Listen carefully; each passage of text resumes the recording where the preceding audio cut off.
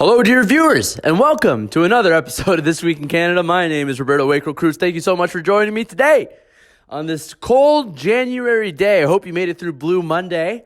I hope none of you committed suicide, is what I just said. And thanks for joining This Week in Canada, the show where we go over a few news items of the week in this very strange country, Canada. It's like nothing that we've ever seen before. I guess it's not unique to Canada, but it is a strange time in Canada, is what I should have said. Because obviously the whole world has been thrown for a loop because of the COVIDs. All right, fair enough. People are going to be a little concerned, right? New bug around. Let's see if we can take care of that. But, you know, once you get a vaccine, you would think that everything would be better.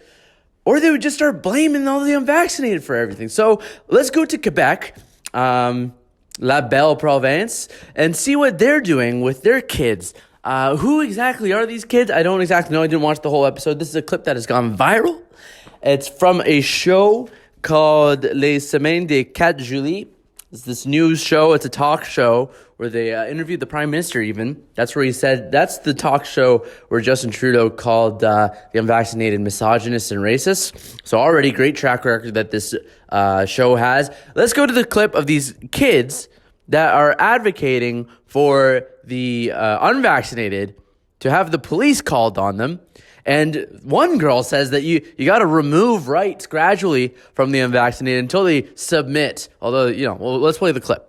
Au vaccin, vous autres? Oui, tous les deux, on a une seule dose. Ah oui? Puis est-ce que vous êtes d'accord, vous autres, avec la vaccination obligatoire? Oui. Oui? Ah oui, hein? Wow. On dirait que je les ai drillés, Julie. Oui. Puis qu'est-ce qu'on devrait faire avec les gens qui veulent pas se faire vacciner? On devrait appeler la police. Ouh, Oui. oui. S'ils n'ont pas leur vaccin, ça peut mettre beaucoup de personnes en danger. Fait que comme le gouvernement est en train de faire en ce moment, il faut leur couper petite chose à petite jusqu'à temps qu'ils se tannent et qu'ils se fassent vacciner. En tout cas, on a des futurs politiciens à côté de nous.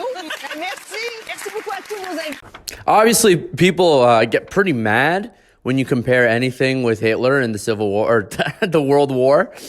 But there was Hitler Youth, right? And like Soviets and stuff. Their kids snitching out on their parents because they're rationing food or hoarding food, and they're considered enemies of the state. I don't know. Once you start getting kids involved and start getting them to repeat these mottos, it starts to get real spooky real fast. I'm not a fan of that. And obviously, some of the captions on there were spelt wrong. Some cabs don't speak English very well. They can hardly speak French. But the captions were spelled wrong. Everything there was correct, on the money. It was from an episode just, in the last week. And I don't understand if this is a bit that they're doing in terms of their reaction, because they really are playing it up. I believe it wasn't a mother that brought them on the show. From what I understand is that the teacher of one of these students brought them in on the show to do these things. So I don't know if they're egging them on, but they seem totally serious, which is the scariest part. A very serious kid is not something you like. Kids are supposed to be cute. They're supposed to say dumb things like, I'm a rock star, and then run around. Not this. This is not good. Not a big fan of Quebec right now in general. But where am I supposed to go? Am I going to go to Ontario? Well, let's go to Ontario. Let's see what's going on in Ontario. Really, not too much. Not too much change. We have Doug Ford going around in a truck with a tiny shovel and helping people out of their snowbanks. So let's roll the clip of Douglas Robert Ford, which, by the way, that's his full name. Weird that a father would name their kid Doug Rob and then the second kid Rob. Anyway, so let's go to a clip of Doug Rob Ford going and shoveling these cars out.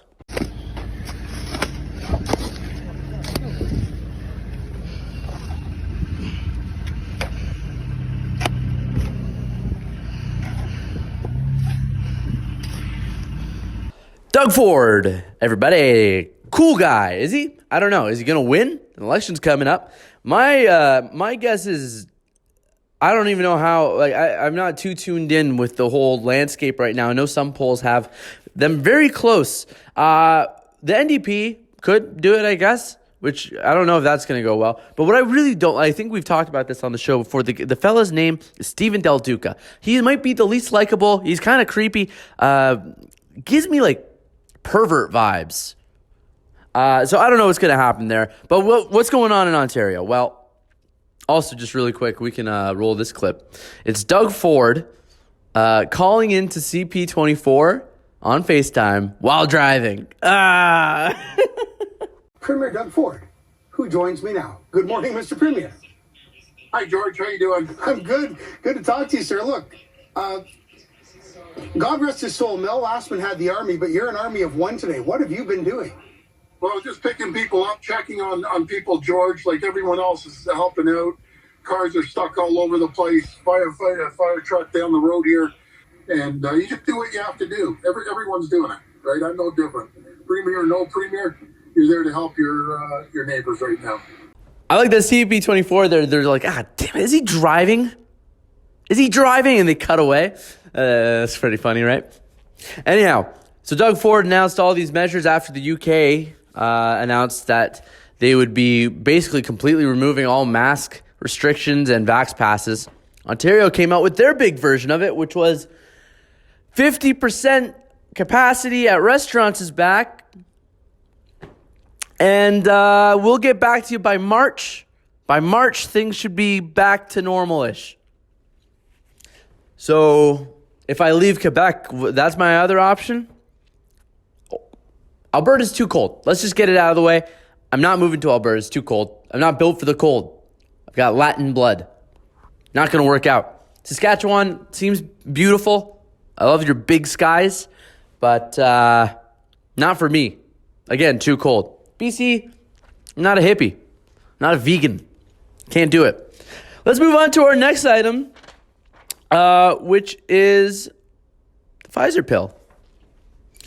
Let me know in the comments. This is just what I wanted to ask you guys. Are you guys excited for this Pfizer pill treatment?